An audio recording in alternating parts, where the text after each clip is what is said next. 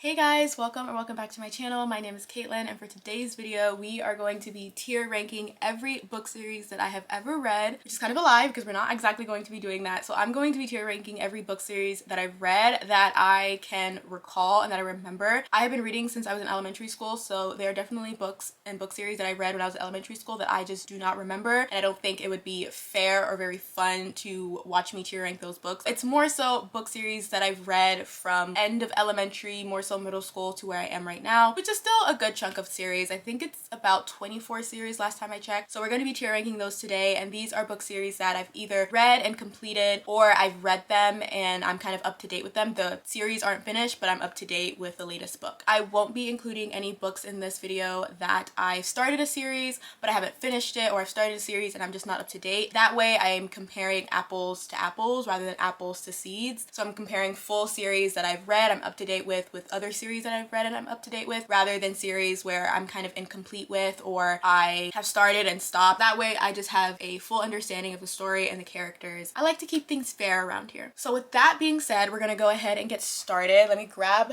my handy dandy laptop because we're gonna use that tier ranking website, which I do not love. I think it's trash, but it gets the job done. This is my tier ranking, so we're gonna start with the different tiers from top to bottom. So the first tier is legendary. These are books that I love. These are books that I think are amazing. I'm obsessed with them. They're show-stopping. They're immaculate. Like, these are the best of the best. God tier status. You cannot tell me that these books are not amazing. These books hold such a special place in my heart, and I think about them constantly. I rave about them constantly. Anytime anyone's like, oh my gosh, I need a new book series to start, these are the books that I'm going to recommend for them. So I just love these books so much. You can't tell me anything negative about them and I will not try and fight you on it. I mean, I won't fight you, but I will have a heated discussion because I care about these books so much. And then right under that we have Worthwhile, which is very similar to Legendary, but they're just, I don't know, they don't have that God tier status. Like, I don't think about these books as much, or there's just something about them that doesn't give me that feeling where it's like these books are stored in my heart and they're so special to me. They're still really good, and I definitely think they're worthwhile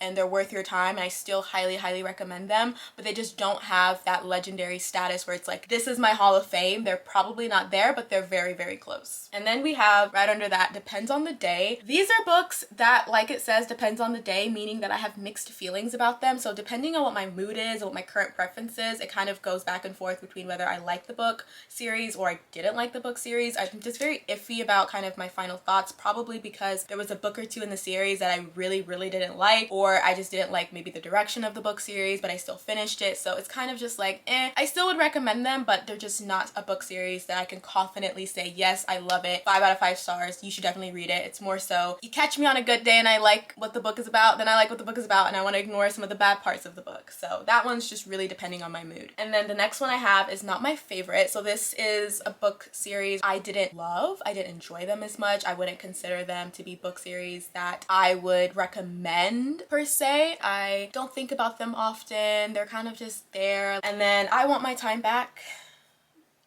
These are book series that I want my time back. I wish I could take back the time that I used to read them, because I don't think they were necessarily worth my time. I don't think they were the worst thing I read in the entire world. They were just not something that I would really revisit. I don't think about them often. When I look at them, I'm like, oh yeah, maybe I don't remember much from them. They weren't very memorable. Just not a series that I really gravitate towards or, you know, have fond memories or thoughts about. Those are all of the different tier rankings. Now we are going to go into the series. So for the books, I've only posted the first book in the series to represent the whole series. So the first one we're going to talk about is Behind the Net by Stephanie Archer. I don't remember the book. It's called Vancouver Storm. It's a hockey romance. I love hockey romances, but this is not my favorite, so I'm gonna put it in not my fave. I did not like Behind the Net. I thought it was just a bit too spicy and steamy, but it was spicy and steamy at the wrong times, and it felt like it focused too much on that rather than the romance and the characters. And the male main character gave me such an ick. But I did really like the second book in the series, The Fake Out, which I was very surprised by. But I think overall the series is just not a series that I really enjoy. I don't think about it very often. It's just not my favorite. Next we have Bloodlines by Richelle Mead. So this is a spin-off series that followed Vampire Academy, and I remember reading the series because I was obsessed with Vampire Academy, and I was like, I have to read Bloodlines because I thought that it was just like the coolest thing in the entire world. I remember loving this series so much. I think I'm gonna have to put it in worthwhile because I just had such a good time reading it. Richelle Mee just took this world that she built in Vampire Academy and just like made it completely better. So worthwhile. I highly recommend it. The next one is Not So Me Cute by Megan Quinn. This is the Kane Brothers series. This is the first book in the Kane Brothers series.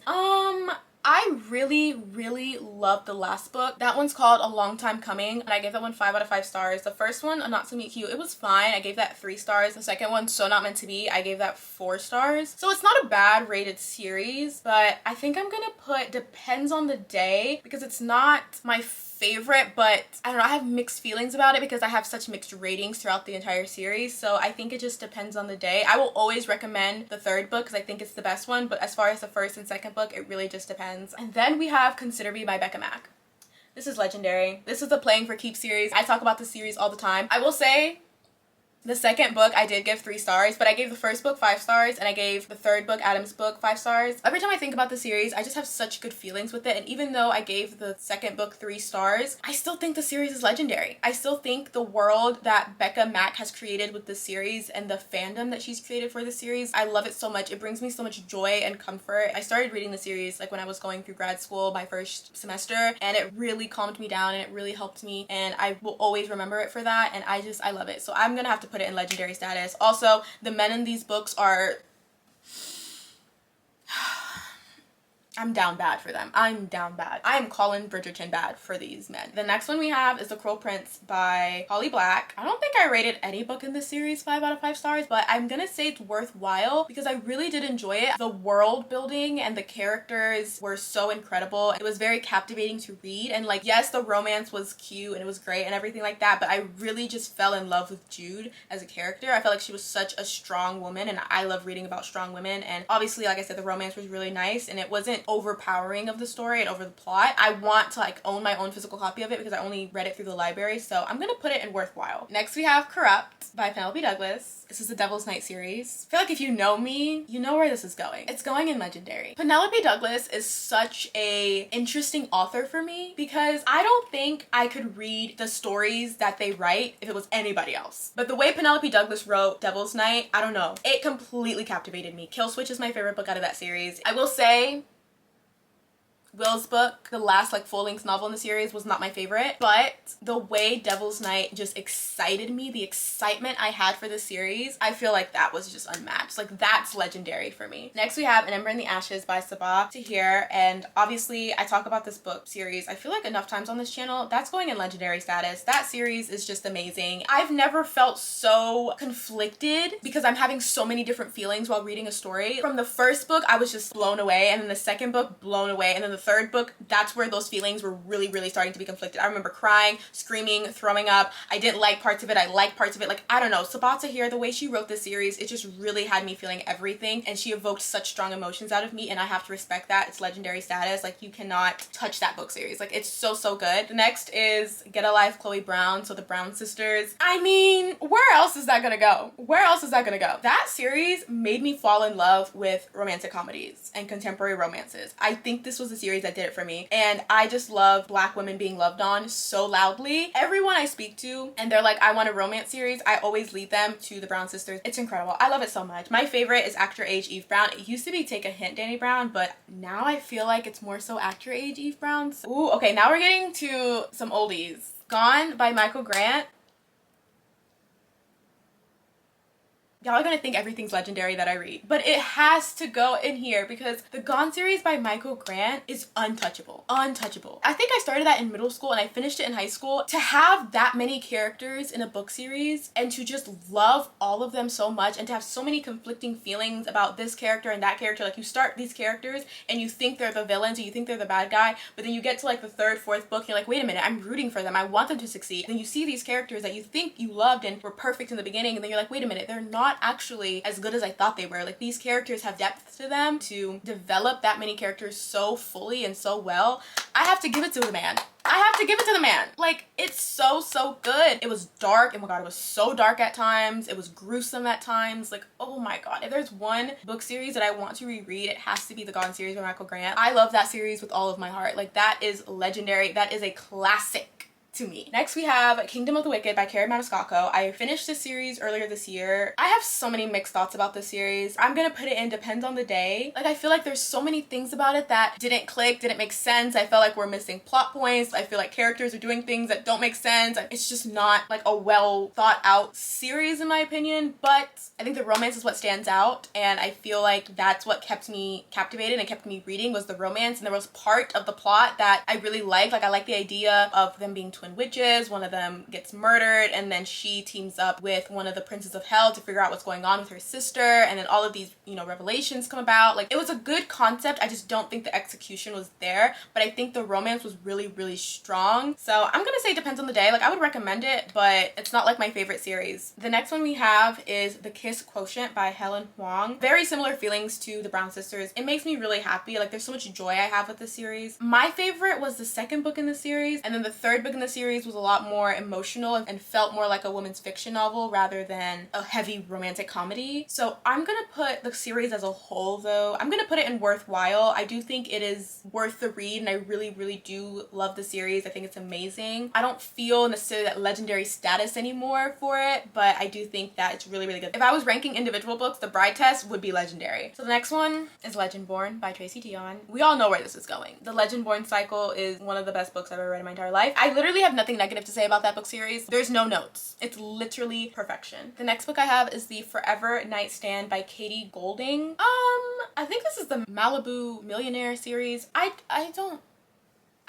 I remember rating the first book pretty high, like a 4 stars, and the second book I did not like at all. I just want my time back. It was cute for what it was. I don't think about it very often. When I was going through my Goodreads and like going through the different series that I've read and I saw it, I was like, oh, I completely forgot I even read this. I don't think it was memorable for me to really care, unfortunately. Sorry to her. The next book I have, oh my gosh, Magnolia Parks, which, okay, I'm cheating here. Technically, I have not read Magnolia Park Into the Dark that came out in February, but I've read 4 books in the series. So I'm pretty close to being caught up. I mean, this book is definitely worthwhile. I'm not putting it in legendary status because it took me a minute. Very slow burn for me to really, really like it. As a series, it's incredible. The first book was hard to kind of get through a little bit, but as a series, I think the series is really, really, really stand out, and it's definitely worthwhile for me. The next book is Night World by L.J. Smith, which is classic. I don't know where to put this one. I really enjoyed reading Night World. It was so fun to read when I was younger, and I don't know if I would necessarily revisit any of these books now. I'm gonna put it in worthwhile, not legendary, and I think it's still worthwhile for me because I still think about this series quite often. Like, when I think about series that I read when I was younger that made me the reader I am today, like Night World is definitely on that list of series that I think about. So I'm gonna put it in worthwhile because I definitely think it's an incredible series and I loved it for what it is. And if, you know, Strange Fate ever sees the light of day, I will be the first person to buy it. Next we have Ray Bear by Jordan F. Wecco, and this is going in worthwhile for me. This series, this duology, is so special to me. I remember reading it and I was just like, I want these people to be my friends. I want these characters to be my friends. Anytime I read a book that is West African inspired and has characters that are West African, part of me just feels so represented and so seen as a West African myself. I felt like when I was reading Ray Bear, I saw that. I just have so much joy and giddiness reading that story, and I feel like that would have been like a perfect story for me to read, especially when I was like middle school and high school. I really loved it. It's a young adult fantasy, and if you haven't read it, highly recommend it. It's definitely worthwhile. Next we have Six of Crows by Leigh Bardugo, and this is going in the only place that it can go, which is legendary. If you have not read Six of Crows by this point, what do I need to do to convince you to read it? What do I need to do to convince you to read one of the best fantasy novels you will ever read in your entire life? I would do anything to reread Six of Crows for the first time. I'm so mad that the adaptation got canceled. I wanted a Six of Crows adaptation so bad. We were so close to just getting, I guess, like a series or a season that was focused on the crows, and that didn't happen. But love Six of Crows. It's a fantastic series, fantastic duology. I got my sister hooked on it. When I tell you it's amazing, it's amazing. 10 out of 10, legendary status. I would recommend it. Next we have Sins and Needles by Karina Hale. I'm smiling because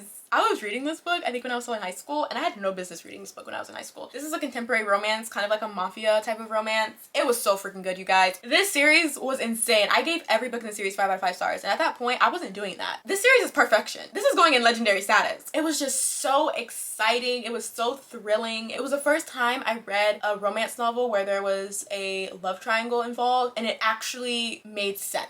Like, it was a genuine love triangle where I was like, she could go with either guy at this point because they're both good for her. They're both incredible. I love both of them. It was just so justified. It definitely wasn't like, okay, girl, you're only feeling one guy. This guy is just there. It was like, oh, wait, you are feeling both of them and you have a tough decision to make. And I have a tough decision to make because I don't know who I'm rooting for. Sins and Needles, legendary status. If you have not read that, I highly recommend it, especially if you like mafia type romances, if you like action in your romances. Highly, highly, highly recommend this book. Next we have The Clique. The Clique was such a moment in time. I feel like it's a classic. I have not revisited the series since I finished it when I was in middle school. My favorite book in the series though is Invasion of the Boy Snatchers. Oh my god. That book, the drama in that book was so good. I just remember reading it and I was like, this is the best thing I've ever read in my entire life. This is classical literature for me. But I feel like I am past The Clique, and as a 25-year-old grown adult, realistically, The Clique was not my favorite series. I'm just gonna say it was not my fave. I only think about it when I see it and I'm like, oh yeah, I remember reading those books. Those books were crazy. Those books were ridiculous. Now looking back, I'm like, oh, ha, ha, fun, fun. But I was obsessed with it when I was in middle school. But now looking back at it, I'm like, okay, girlfriend, they weren't that great. We have, what, 5 books left? Next we have The Girl in 6E by A.R. Torre. This is the first book in the Deanna Madden series, which is a psychological thriller / romance. This is legendary. Again, probably too young to be reading it. I was like at the edge of my seat. I was so scared to turn the page. I was so obsessed with seeing how it was all going to play out. I was reading the book like this. My heart was beating out of my chest reading this book. And then the romance that was developed and that was brought upon in the story, like, it just was perfectly done. It's about a cam girl who cannot leave her apartment because if she leaves her apartment, she's gonna kill people. So she locks herself in apartment 6E, but then there's something that's going on that requires her to leave her apartment, and I'm going to leave it at that because I genuinely think you should go into this book specifically and this series specifically not knowing anything. Another book series that I read a while ago where I gave every book in it 5 out of 5 stars. Again, this does not happen very often. At least there's like a book or two that I didn't like as much, but the fact that I gave every book 5 out of 5 stars is crazy. Next we have To All the Boys I've Loved Before by Jenny Han. I have such joy when I think of this series. I'm gonna go with, I think I'm gonna put it in worthwhile because it was worthwhile. It was such a good series and I had such a good time reading it. I didn't have the greatest high school experience, but I enjoyed reading about Laura Jean and her high school experience. All the different points in high school, like going to prom and graduating and, you know, your first crush, your first boyfriend, all of those things, like your friendship falling apart, new friendships. And it was just such a cute story, and I feel like the adaptation also just brought a new joy I have for the story because I was able to see something I loved so much be put into movies, and the actors did such an incredible job. There's just so much joy and happiness that I have for To All the Boys I Loved Before, and I'm so happy that I read it, and I highly, highly recommend the series if you haven't. One of the best young adult romances and just young adult book series that I've ever read. Vampire Academy by Richelle Mead. This is funny because I actually had to restart this series because the first time I read it, I only read the first 2 books and then I waited such a long time, and then I had to go back and reread the first 2 books because it had been such a long time that I was like, okay, well now I want to actually read the series, but I don't remember the first 2 books. So we reread the first 2 and then I finished the series. That was a lot. I'm going to put this, I personally enjoyed Bloodline, so the spin-off, I enjoyed that more than Vampire Academy. I have mixed feelings about it because I like certain parts of Vampire Academy as a series, and then there's certain parts I really didn't like and I didn't care for. When I read Bloodlines, I was just like, this is what it was supposed to be. So I'm gonna put Vampire Academy in Depends on the Day. Next, we have The Rose and the Dagger. This is a duology that I really, really loved and I really, really enjoyed reading. I thought the writing in this book was so beautiful. Like, this was one of the most beautifully written books that I read at the time. I just really loved the way the romance was done. I don't know, I thought it was really spectacular and just really, really beautiful. I love The Rose and the Dagger, which is the second book. This is The Wrath and the Dawn. Did I call this The Rose and the Dagger? The first book is The Rose and the Dagger, and the first book is The Wrath and the Dawn, and then the second book is The Rose and the Dagger. I'm going to put this in worthwhile. All right, you guys, we are at the last book that we will be tier ranking, which is the Young Elites series by Marie Lu. And this was one of the first series, if not the only series I've read, where the main character is an anti-hero and the main character is not likable and she does not make the good decisions from like start to finish. She goes through a journey with her emotions because she was treated so poorly in the past by her parents, specifically I think her father. She's really kind of like, I want vengeance. And to just have a female main character do that and to be so justified in her seeking revenge, I was so here for it. Is it legendary status though, or is it worthwhile? I generally think this book series was worthwhile. When I think of young adult fantasies where the characters are just badass, I think of the Young Elites. That is the first book series that comes to mind, is the Young Elites. I do think it was incredible and I do think it was amazing and I loved reading it so much. I love the main character. I love all the other side characters. I love the Rose Society, which was the second book. I think that was my favorite. And then the last book, The Midnight Star. Just an incredible trilogy. If you haven't read it, highly recommend it. This was hard. Tier ranking videos are so hard because I feel like I have an idea of like where they're going to go and I actually sit down and I film them and I'm like, actually, I don't know if that's gonna go there. Like some of them were very obvious, like legendary status, and then some others I was like, I don't really know. But I thought this was really cool. One thing about me, and I'm not surprised how there's not that many books that are in like not my fave and I want my time back, is because with series, if I'm not enjoying it, I'm probably not going to finish it. Like it's very rare that I'm going to pick a series and just read it all the way through and hate it, because it's like, that's commitment. I am choosing to continue something that I know I am not liking. I'm not gonna do that. So this is my official tier ranking for all of the book series that I've read or book series that I'm up to date on. If you see any of your favorites up here, let me know in the comments down below. I am also trying this year to start new series and to finish and continue on with series that I've already started that I really want to do so with. My camera overheated, so we had to get her away from the window, but there are so many book series that I want to start, especially this year. So if you have any recommendations for some good ones, please leave them down in the comments below. If you've read any of the series that I mentioned today, let me know your thoughts on them, especially like the Gone series by Michael Grant. Like that's one series that I love to talk about with people. So if you've read that, please let me know. But that is it for today's video. I hope you guys enjoyed. Thank you so much for watching and I will see you guys in the next one. Bye.